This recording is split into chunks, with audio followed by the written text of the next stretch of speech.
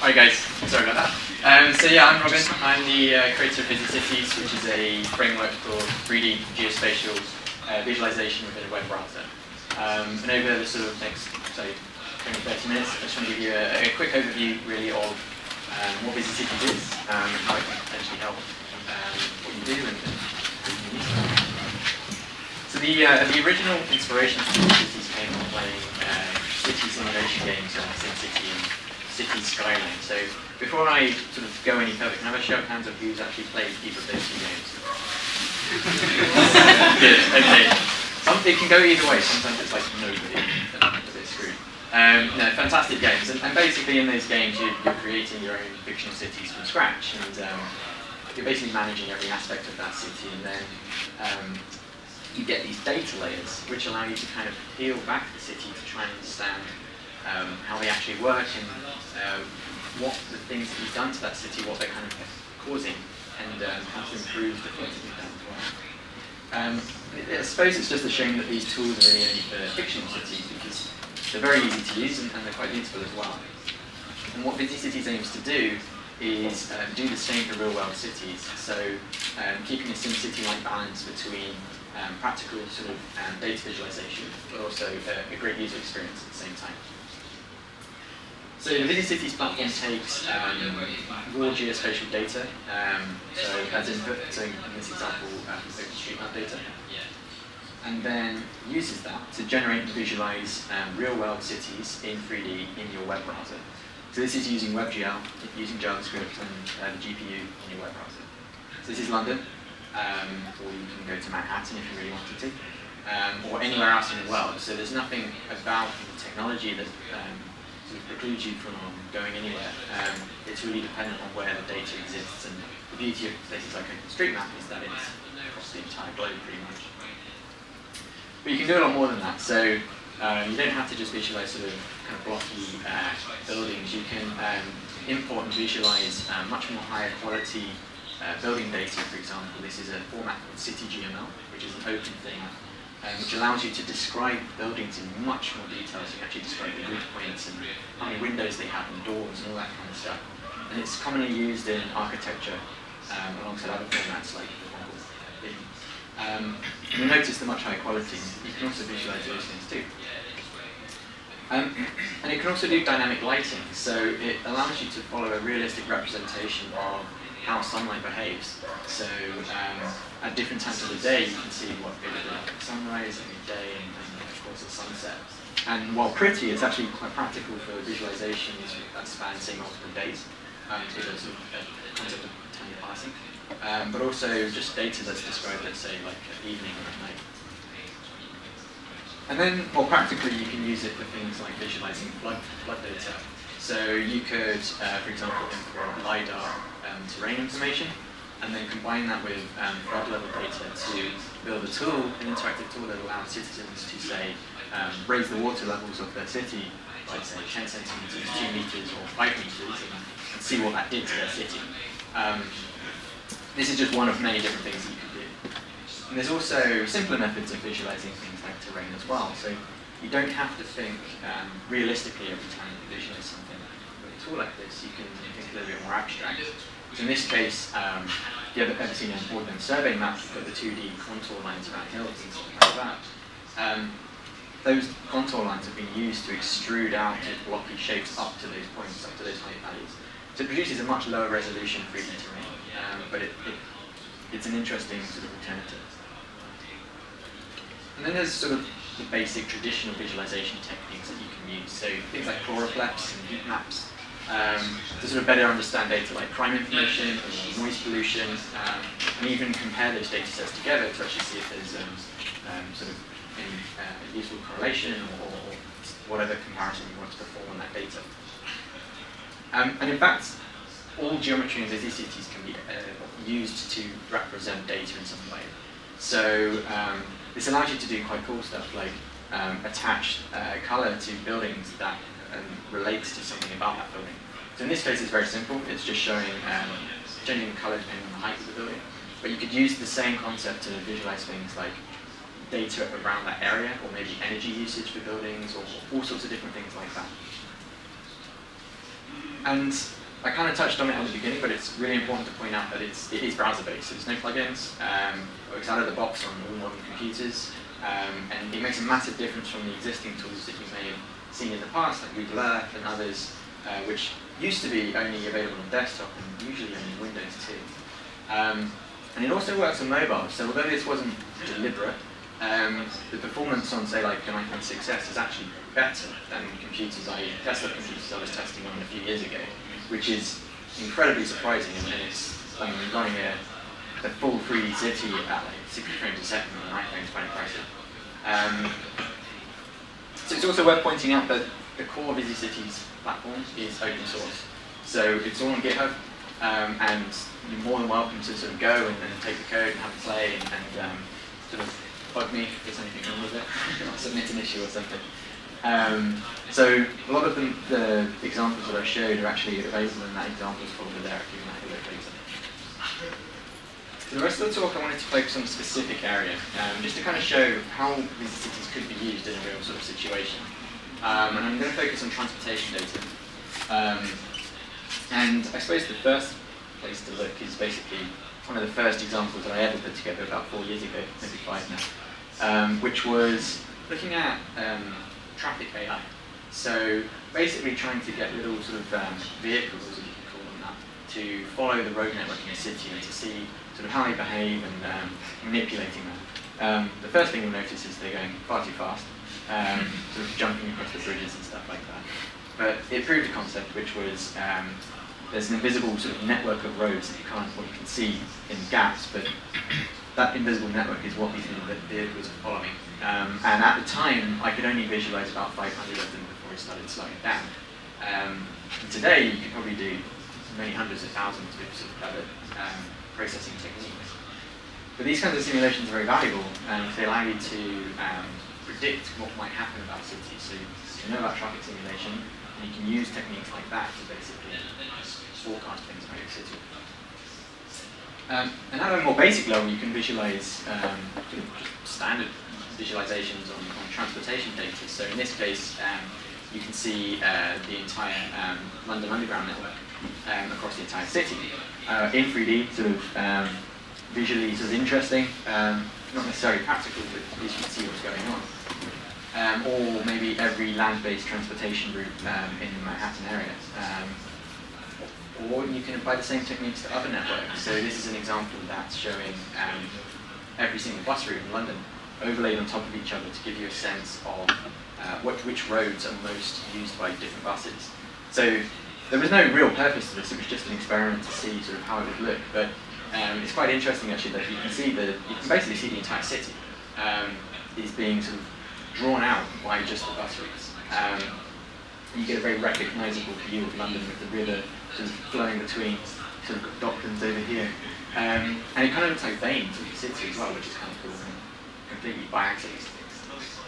But that same data from that high level can be used to kind of zoom down, right down to sort of road level or stop levels, and allow you to look at things like maybe visualising how the routes change perhaps through different times of the day as the sort of day routes shift into night routes and stuff like that. And you can also combine this information together to start sort of bringing context to what you're looking at, and also sort of allowing you to get a better understanding about what's happening in the city. So in this example, just by adding the buildings as well, you get a much better sense of scale, but also a much better sense of where these underground lines are actually sort of winding their way through the city, and sort of where they are in relation to specific landmarks that you might recognize, like a shard which is completely the wrong shape. Looks like a square. And you can also then look at these networks in more abstract ways. So taking exactly the same data that you just looked at, but looking at it in a very different way. So in this example, it's the same London Underground route information, but instead of applying it flat onto the city, it's using depth information for specific stations, actually their platforms, from a freedom of information request, and then extrapolating those out in 3D, scaling them a little bit to give you a sense of like sort of visual impressiveness, otherwise they're very close together.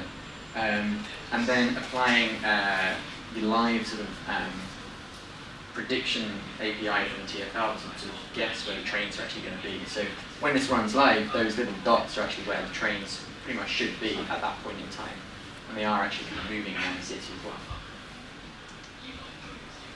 But just because you can visualize an entire city doesn't mean you have to. So you can go all the way down to sort of looking at things like individual trains. So in this case, it's a sort of demo I put together that sort of attaches a train to a track.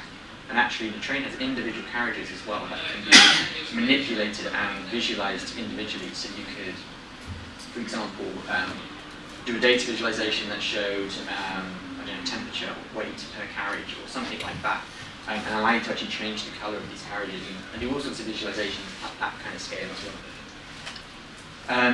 So you can do things like visualizing routes along a stop, not exactly the most exciting thing. But when you then start taking it further, you can then use that to visualize things like every single bus in London in real time, in 3D.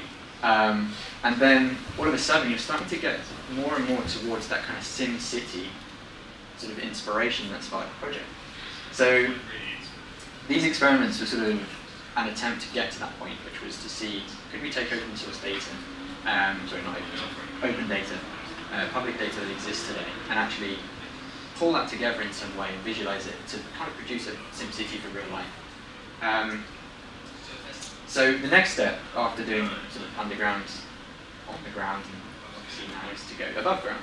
So what this example is showing is a partnership very early on with Plane Finder to visualize air traffic across the entire world in 3D. So slightly flaky, you'll see the planes kind of jumping around because they're using something called ADBS. Which is not as accurate as radar, but it's good enough and it gives us some interesting data. And this is Schiphol Airport in Amsterdam, which is actually quite a pretty airport if you've ever been there. It's this kind of weird kind of flower shape. The runways kind of go over the motorway as well, which is quite bizarre. But it's an interesting visualization as well because you get to see sort of planes in 3D as they approach down into sort of the airports, and it gives you a much better sense of scale, first of all, but also the complexity of air traffic around an airport and around a city that surrounds that. And as with the previous visualizations, you can also drill down. So if you wanted to, you could use accurate models for these vehicles and then actually get fine-grained information about specific attributes about those vehicles.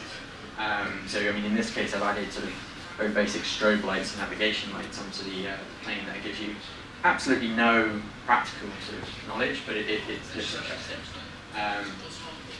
And then other things as well, like you don't have to focus on the vehicles either, you can focus on infrastructure as well, and use that to sort of add context and visual sort of flourish to the visualizations.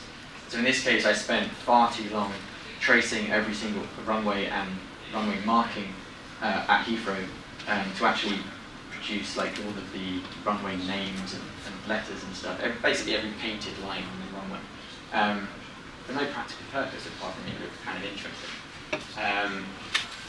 Yeah, maybe a waste of time.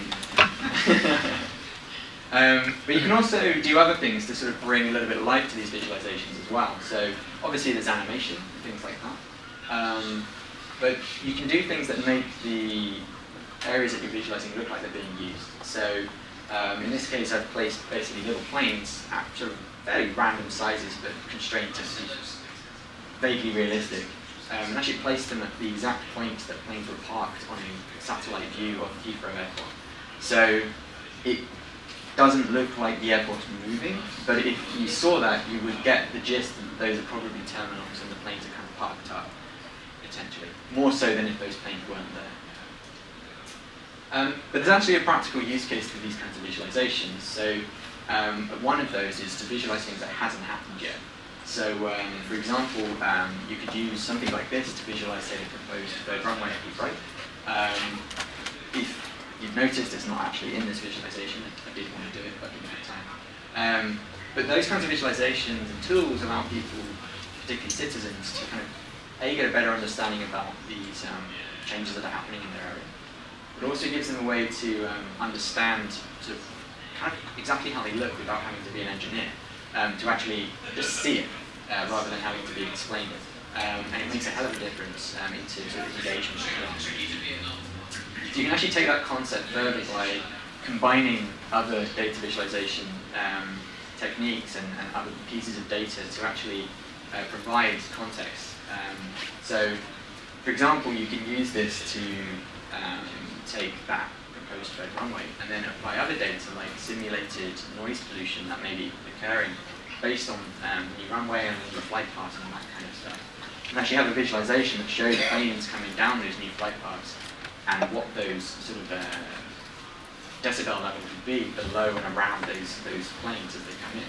So it gives people a much better tool to actually start discussing things in the local area, for example.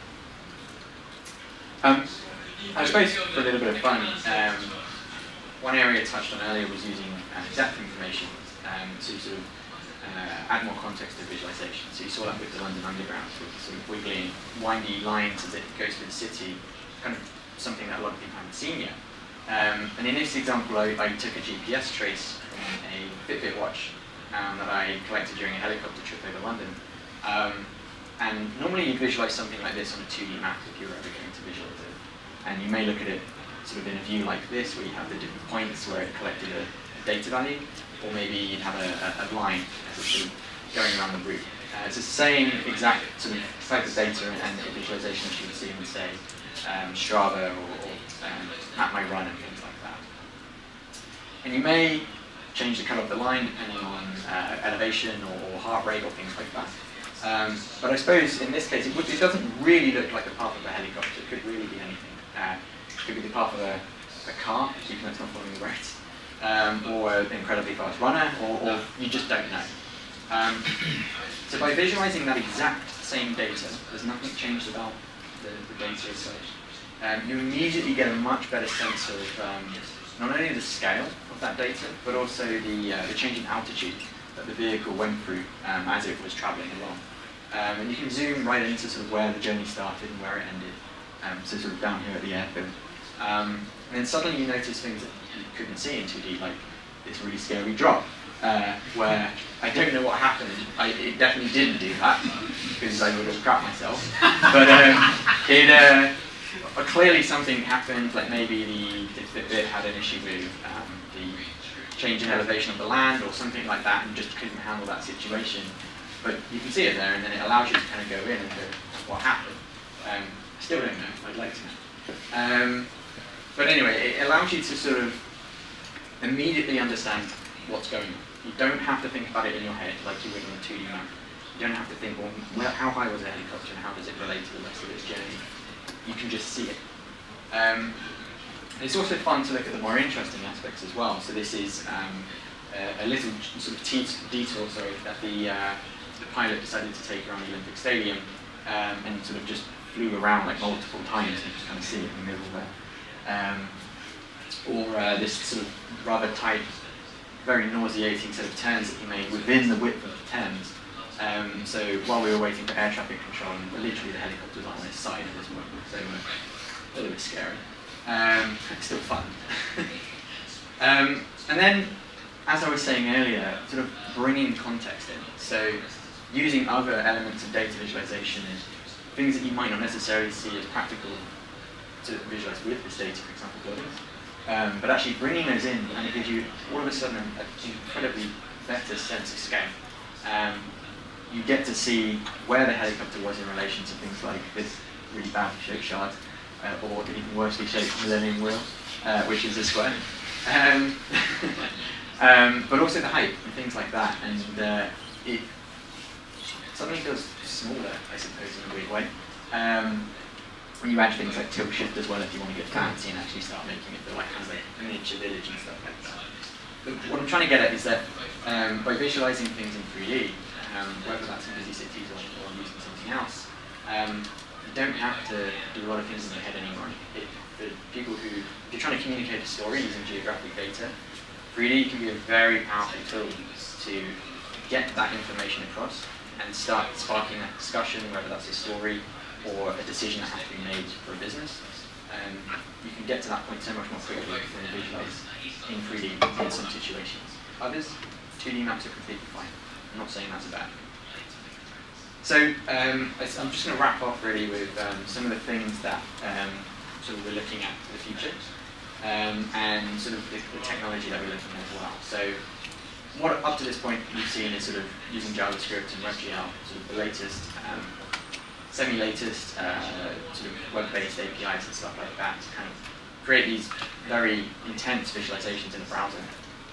But we're also looking at things like virtual reality. So an old photo with the old Oculus Rift, but it looks like I'm on Xbox on my head. But this kind of technology is supported in WebGL, or at least there are libraries that allow you to use these devices in WebGL. So what you can do is then all of a sudden actually step into these 3D worlds in a browser and do things like putting yourself on a train on the London Underground in 3D, or walk around a new development that an architect is showing to clients, for example, or be a passenger on a plane flying over the new London sort of flight paths. There's numerous different approaches that you can use this technology for, but it's just one of those many different options that are available to you. And lastly, there's a weird one called Myo. I don't know if anyone's played on this yet, but effectively it's an armband, a gestural armband, and it has copper pads that go around your arm. It detects the impulses from your muscles. And what it allows you to do is have a completely wireless 3D movement control, but also detects gestures that you're making with your hands. So you can make sort of a fist shape and it'll detect that. You can sort of have your palm out and it detects that. It knows which direction your palm is facing. And all of a sudden, when you combine this with things like VR, you have a way of interacting. You don't need to touch the computer anymore. And that completely changes the way that people engage with these kinds of visualizations and the kind of stories that we're trying to get across.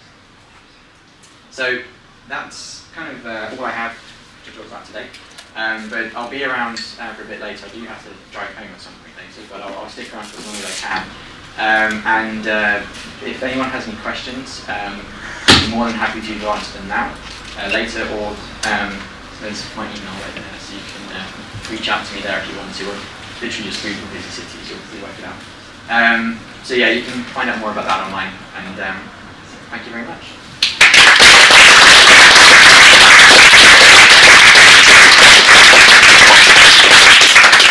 So if anyone does have a question, I can throw this at you and you can sort of read it out. When you're looking at the 3D modelling, are you... so speak into the... Is that all that? Oh yeah, yeah. It's for the technology, when you're talking about the 3D modelling, can you work out the distances between buildings? And so can you start focusing on that road and that space there? Because that weirdly is one of the biggest problems within the transport, is using space efficiently. So you can measure the 3D world and translate that back into meter-based measurements, and vice versa. I don't know if that answers. It's just one of those problems you get when you talk about transport is how do you allocate space for pedestrians and then create space for say cyclists as well, and then motorised vehicles, and how do you get bus lanes in, etc. like that. And so a lot of the problem you find is that a lot of cities need to have individuals go out and survey to very accurate meterage to be able to say, yes, this is possible down there. Because this almost sounds like if you can get that sort of measurement absolutely precise, you can throw an engine at it and come out with a complete width model of your city and in the roads. Yeah, I mean it depends on the quality of the input data. But if you had sort of accurate, I suppose, pavement level information about where the edges are, then yeah, you could measure things like that. But I think there's probably better tools to do that, like there's open source ones like QGIS and stuff like that. But yeah, it's an interesting one to solve, because what we've been focusing on primarily so far is the visualization aspect, rather than the like measurement and analysis. It's kind of the steps that we're going towards now with the work at Urbanson. Yeah, we'd love to look at it more, but it's one of those things that, for example, Netherlands now has been recognised as one of the best places to drive. Right. One of the driving apps looked at the survey, all their stuff. But one of the reasons why is they also provide a huge amount of space to give people the choice not to drive and do short journeys. Yeah. But it's that sort of thing when you start doing spatial awareness in cities, that you find that people go, oh, we can't do that because we don't have the space to do it. Yeah. And it's like, well, if you have a model that can get through that and say, well, actually, you can do it, but you need to do this, then you kind of, but it's one of those things, they don't have to start off with money. Right. And usually council kind of don't have, they just don't have the money to do it. Yeah, I mean, generally that's one of the use cases for something like ViziCities is to build tools like that to help either citizens or people who don't have the sort of funds to start up that kind of visualization to actually interact with a tool like that, to actually do stuff like changing how a road's laid out, see if it affects anything, what does it look like, can you fit it in, all that kind of stuff. So yeah, it's possible, but not in just behind me. Just talking to the back. Have you found a good source of building height data that's open source or open data? A good question. So if you asked me this last year, I would have said no. So basically, a few months ago, the Environment Agency released all of the LiDAR data that they have available for the whole of the UK. Sorry, for most of England, so that's 60% of England, and also Scotland or Wales, one of the two. Either way, that is available on the Environment Agency website, and there's a nice little map that you can use to download that. I've not yet extrapolated that out into building heights, but the data is there, so it's very, very accurate laser-based heights for most of the cities. So yes, it's there, but it's not yet in things like OpenStreetMap.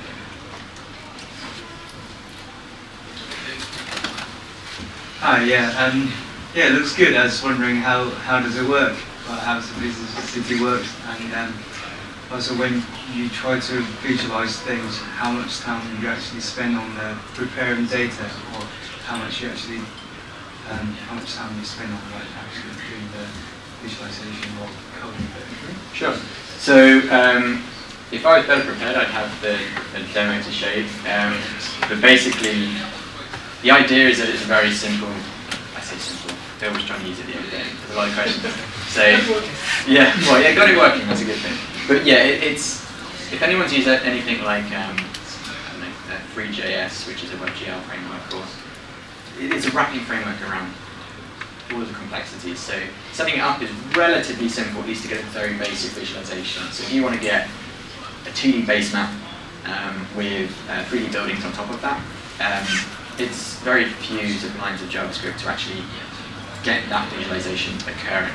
If you want to then start doing more complex things like interaction, so for example, you have to click on individual objects and then react to that, then it obviously gets a bit more complicated. Or if you want to build your own kind of layers that aren't supported yet, so beyond things like buildings and things like that. In terms of data preparation and visualization, a lot of time is spent on the preparation of the data. And in terms of ViziCities runs very quickly. It has to run within one browser frame, so it runs at 60 frames a second. So visualizing it is not a problem. And processing that data to be visualized in JavaScript isn't a problem either. But getting that data beforehand into a format that's nice is the hardest point. So as I was saying over here, getting that building height information, combining that with buildings and stuff, it takes a long time, and I didn't know that when I started. And there's a whole industry that works on this. It's not a solved problem really, it's still difficult. I was wondering, how's the ViziCity actually works? So, how do you mean? You said using a WebGL, I suppose use some sort of like a GeoJSON or some sort of yes. data and you pass into yes. it and then somehow do the rendering. Is that like a game engine? Like you render so it uses an engine called FreeJS, and what it does is it takes geospatial data, which is a polygon, and takes those points, works out where they are in the world, and then converts those into a position in a 3D space, and just uses WebGL or the FreeJS library to do that. So it's actually a very simple process. Most basic visualizations. There's a lot of work going on behind the scenes to do that. But really it's just taking points and converting those from geospatial points, so latitude and longitude, to X and Y and Z coordinates that are in some 3D space. Yeah, exactly that. It's geographic projection.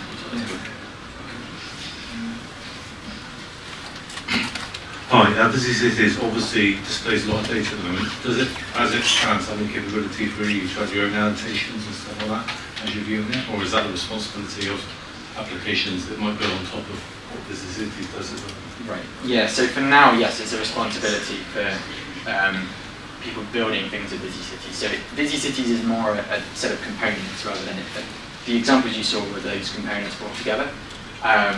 But at the moment, there's no kind of like one tool that does this and one tool that does that. It's kind of stuff we're working on at UrbanSim, but it's a very different sort of end of the scale. So there's something I want to look at is being able to do things like editing things within the view or annotation. There's a way to, at the moment, I need to find it, but there's a way to have like 2D and sort of 2.5D CSS overlays on top of 3D visualization, so they look like they're part of the world. But they're actually HTML elements, so you can actually do whatever you would normally do in HTML. So there's kind of ways to screw around a little bit, but it's not perfect yet, and it's something I'm looking at improving. Okay. Can I ask where this has been used in kind of the real world? Yes. What problems it solved? Unfortunately there's like NDAs, but I can tell you generally. So it's been used in, actually one that I can name is PBS in the US, a public broadcast service, I think is what it's called. They used it as a tool for communicating data visualization about Manhattan, so it's a way of sparking discussion about particular data points. So it wasn't necessarily a business use case, it was more of a engagement use case. The Berlin Morning Post, I think it's the second biggest newspaper in Berlin, used the ViziCities visualization to communicate a redevelopment of Tempelhof airfield, and to actually allow the citizens to get a better understanding about what the changes were going to be. And it ended up causing quite a big discussion because all of a sudden people could actually see what was happening and play with it. And I believe in the end that development was kind of shelved. I don't think it was because of ViziCities, but I think a tool like ViziCities did help that. And then from more of a business perspective, water infrastructure companies have used ViziCities to get a better understanding about their piping infrastructure and sort of being able to look at where leaks might occur and all that kind of stuff. So really visualizing invisible data, that's hard to visualize otherwise, and then looking at that. Also transportation infrastructure companies, a big one, using ViziCities to do things like understanding how the infrastructure works, and basically to look at something big, like a big transportation network, and out a glance see what's happening, things like that. So really less of the visual sort of fancy stuff, actually using a geospatial tool to get an understanding about what's happening and not have to think about it too much and just move on to actually solving that problem. Got time for one more. Good catch. Yeah, I was wondering, do you have any restrictions using data?